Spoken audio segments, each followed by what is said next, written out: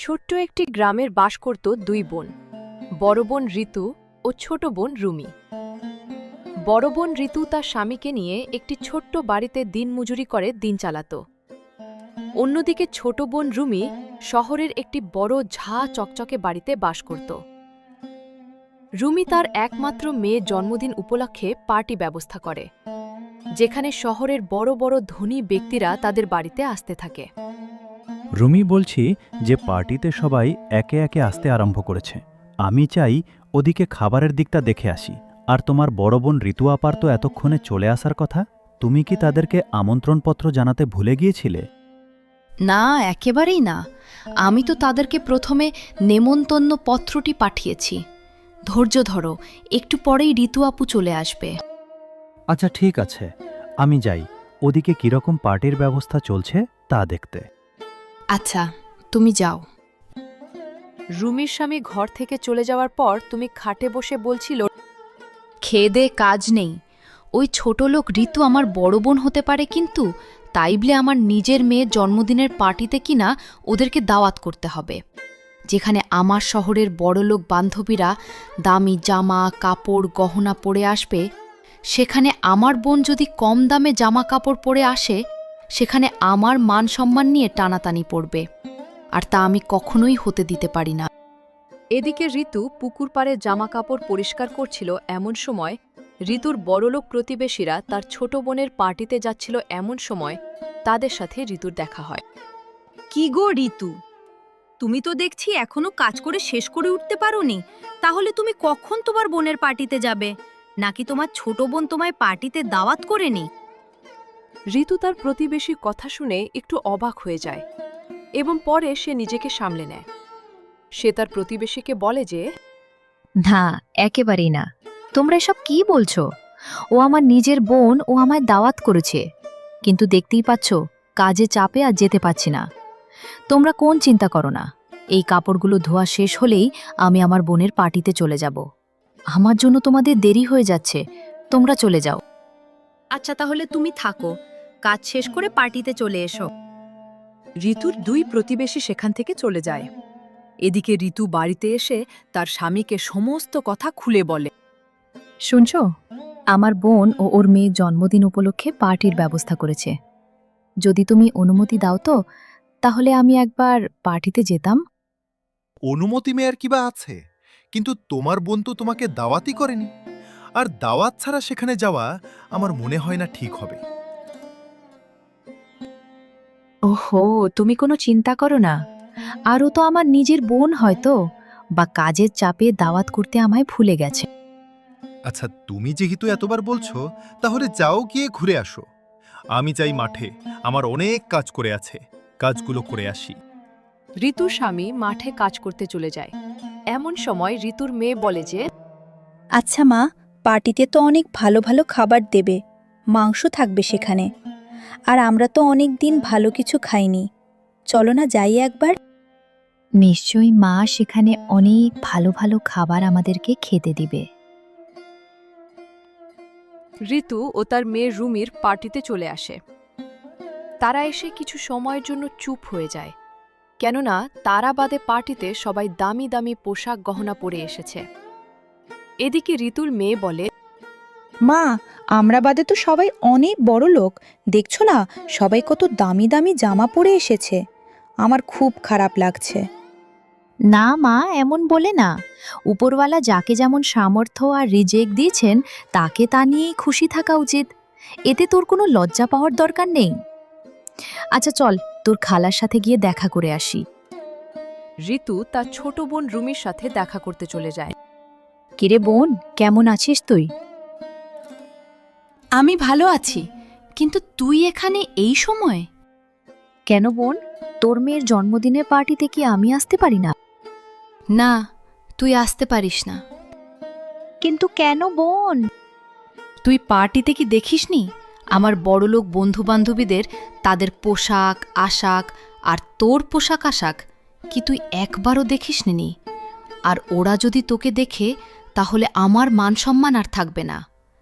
আর তুই যে এখানে এসেছিস, তোর কি একটুও বুদ্ধি নেই যে কোথাও গেলে তার জন্য উপহার নিয়ে যেতে হয়? আর যখন তুই চলে এসেছিস তাহলে চলো আমার সাথে। বোন, তুই আমায় কোথায় নিয়ে যাবার কথা বলছিস? একে তো এসেছিস বিনা আমন্ত্রণে, আবার বড় বড় কথা বলছিস। চল, আমি তোকে যেখানে নিয়ে যাব সেখানে তুই চল। রুমি তাদেরকে নিয়ে তাদের পুরনো স্টোর রুমে নিয়ে চলে যায়।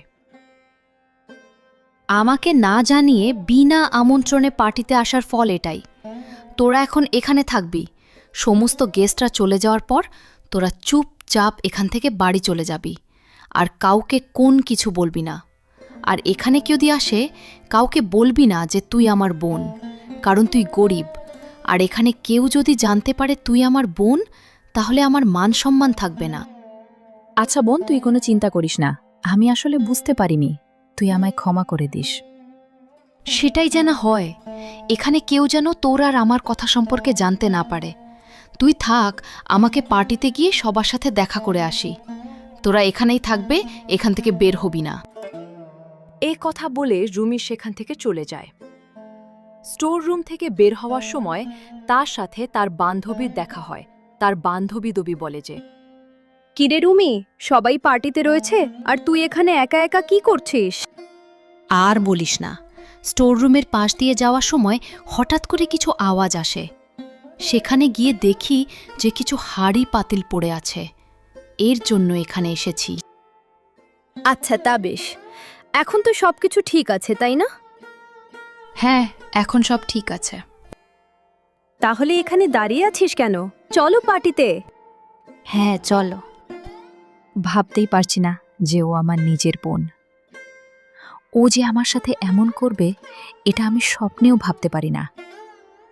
এর থেকে তো ওর বাবা যা বলেছিল যে বিনা আমন্ত্রণে যাওয়ার দরকার নেই, আমারই সব ভুল।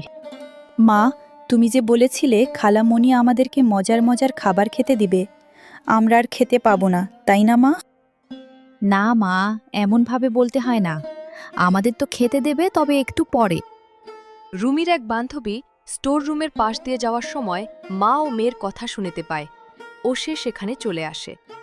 কি ব্যাপার, তোমরা কে? তোমাদেরকে তো চিনলাম না। আর তোমাদেরকে তো দেখে মনে হচ্ছে না যে তোমরা পার্টিতে নিমন্ত্রিত গেস্ট। আমি হলাম রুমির বড় বোন ঋতু। কি, তোমার তো সাহস কম নয় দেখছি। তোমার জামা কাপড় দেখেছো তুমি? আর তুমি কি রুমিকে দেখেছো? ও দেখতে যেমন সুন্দর, আবার ও বড় লোক, আর তোমায় দেখে মনে হচ্ছে তুমি খুবই গরিব। তাদের চেঁচামেচির আওয়াজ শুনে সেখানে রুমি চলে আসে। কি ব্যাপার, এখানে কি হয়েছে?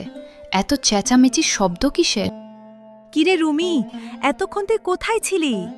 আর শুনেছিস এই গরিব মহিলা তোকে তোর বড় বোন হিসেবে দাবি করছে। না না, কোথাও ভুল হচ্ছে। ও আসলে আমার বড় বোন না।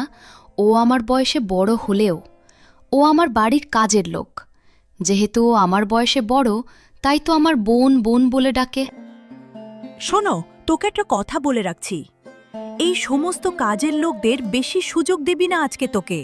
ওর বড় বোন হিসেবে দাবি করেছে, কাল দেখবি ও তোর বাড়ির মালকিন হয়ে যাবে। তাই ভুলেও এদেরকে বেশি সুযোগ দিবি না। আচ্ছা, আমি বুঝতে পেরেছি। তুই এ সমস্ত কথা বাদ দে, চলো গিয়ে পার্টিতে যোগ দেই।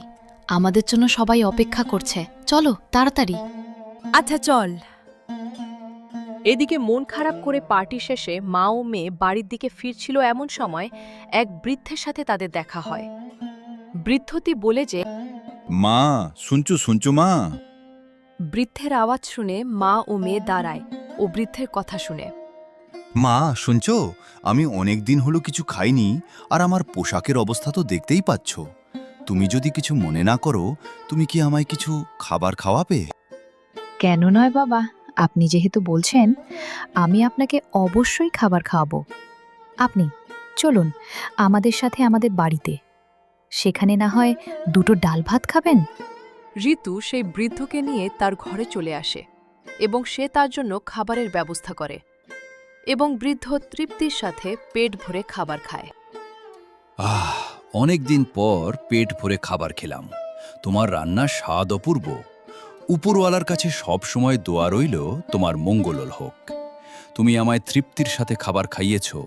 আমার দেওয়ার মতো কিছু নাই, তবে এই নাও একটি পানির বোতল। নাও মনে রাখবে, যখন তোমার স্বামী ঘরে আসবে তখন তার সাথে কথা বলবে এবং তার সামনে পানি পান করবে। তখন যা হবে তা খুব ভালো হবে। আচ্ছা বাবা, আপনি যখন বলছেন তাই হবে। আচ্ছা, তুমি তাহলে থাকো, আমায় আবার অন্যদিকে যেতে হবে। তোমরা ভালো থেকো। এই কথা বলে বৃদ্ধ ঘর থেকে বাইরে চলে যায় এবং কিছু সময় পর ঋতুর স্বামী ঘরে ফিরে আসে এবং ঋতু তাকে সমস্ত ঘটনা খুলে বলে। জানো আজ কি হয়েছে? বাড়ি ফেরার সময় আমার কাছ থেকে এক বৃদ্ধ হঠাৎ খাবার খাওয়ার জন্য সাহায্য চাই। আমি তাকে ঘরে এনে খাবার খাওয়াই। সে যাওয়ার সময় আমার হাতে একটি পানির বোতল দিয়ে যায়, বলে যে তোমার স্বামী আর ঘরে আসলে পানিটি খেতে। আচ্ছা, যখন বৃদ্ধ লোকটি বলেছে এবং সে যেহেতু তো আমাদের থেকে বড়, তাই তার সমস্ত কথা আমাদের মেনে চলা উচিত। সে যেহেতু বলেছে পানি খেতে এবং আমার জন্য অপেক্ষা করতে, আর আমি তো এসে গেছি, তুমি তাহলে পানি খাও। আচ্ছা, আমি পানি খাই। ঋতু বিছানায় বসে পানি খায়। হঠাৎ করে তাদের ঘরের ভেতর অদ্ভুত আলো বের হয় এবং মুহূর্তের মধ্যে তাদের ভাঙা পুরনো ঘরটি বড় একটি রাজকীয় ঘরে পরিণত হয়। ও, এখন বুঝেছি বৃদ্ধ লোকটি কেন তোমায় পানি খেতে বলেছিল। আসলে তিনি কোনো বৃদ্ধ ছিলেন না, তিনি ছিলেন একজন সাহায্যকারী দূত। আসলে আমরা তাকে চিনতে পারিনি, কিন্তু সে আমাদেরকে ঠিকই চিনেছে, আর এজন্য তো আমরা গরিব থেকে বড়লোক হয়ে গেছি। উপরওয়ালার কাছে লাখো কোটি শুকরিয়া। হ্যাঁ গো, তুমি একদম ঠিক বলেছ। আমাদের আর অভাব, কষ্ট, দুঃখ কিছুই আর থাকবে না। আপনাকে অনেক অনেক ধন্যবাদ উপরওয়ালা। মা, আমাদের আর খাবার, জামা কাপড় আর কোন কিছুর অভাব থাকবে না। আমরা এখন থেকে ভালো খাবার খেতে পারবো, তাই না মা? হ্যাঁ মা, তুই একদম ঠিক বলেছিস। কিন্তু জীবনেও তুই কখনো অহংকার, হিংসা করবি না। আমাদের আজ সম্পদ হয়েছে, কালও যে থাকবে এর কোনো মানে নেই। তবে আমাদের সব সময় সৎ থাকতে হবে। হ্যাঁ মা, আমার মনে থাকবে। এভাবে তারা সুখে শান্তিতে থাকে। অন্যদিকে ছোট বোন রুমির স্বামীর ব্যবসার অবস্থা দিনকে দিন খারাপ হতে থাকে। শেষমেশ তার কাজের লোককে ঠিকমতো মাসিক বেতন না দিতে পারায় তার কাজের লোক বলে, দেখুন গিন্নিমা, আজ প্রায় ৩ মাস হতে চলল, কিন্তু আপনি আমায় বেতন দিচ্ছেন না। আমার পক্ষে আর সম্ভব না আপনার বাড়িতে কাজ করা। ওদিকে আপনার গরিব বোনকে দেখুন, তারা আজ কত বড় লোক। আসলে কিছু মনে করবেন না গিন্নিমা, আপনার অহংকারের জন্য আপনার আজ এই অবস্থা। আপনি থাকুন আপনার মতো, আমি চললাম। কাজের লোক সেখান থেকে চলে যায়। আর এরপর থেকে রুমিকে একা একা পুরা বাড়ির ঝাড় দেয়া শুরু থেকে সমস্ত কাজকর্ম করতে হয়। একদিন সব কাজকর্ম শেষে রুমি বলছিল যে, আজ আমার স্বামীর ব্যবসার অবস্থা ভালো নেই, তাই কাজের লোকও নেই আমার ওদিকে। আমার গরিব বোন, সে নাকি বড়লোক হয়ে গেছে, কিন্তু ও কিভাবে রাতারাতি এত বড়লোক হয়ে গেল আমার থেকে? বিষয়টা একবার দেখতে হচ্ছে, একবার যেতে হবে ওদের বাড়িতে। রুমি তার মনের ভেতর হিংসা নিয়ে সে তার বড় বোনের বাড়িতে চলে যায় এবং সে বলে, এত মস্ত বড় বাড়ি, আর এই মস্ত বড় বাড়িতে কিনা আমার বড় বোন থাকে। এটা তো আমার বিশ্বাসই হচ্ছে না। যাই ভিতরে গিয়ে দেখি ব্যাপারটা।